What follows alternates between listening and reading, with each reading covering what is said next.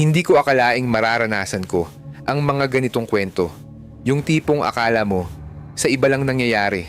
Ako si Tala, nasa early 20s at nagtatrabaho bilang lady guard sa isang malaking building sa Makati, bandang De La Rosa. Mahigit 30 floors ang building pero hanggang ika-21 hanggang ika-29 na floor lang ang may offices. Gustong gusto ko ang night shift.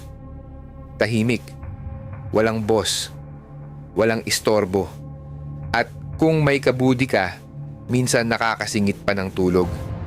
Pero isang gabi, nagbago lahat.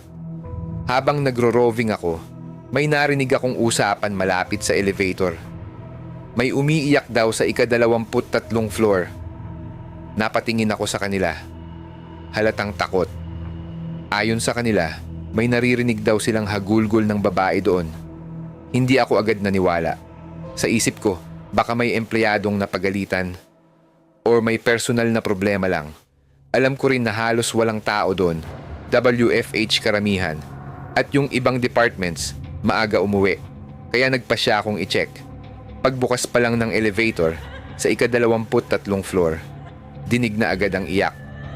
Malakas, ramdam, nakakapangilabot, madilim ang buong floor. Patay na ang mga ilaw. Tanging emergency lights lang ang nagbibigay ng kaunting liwanag. Hello?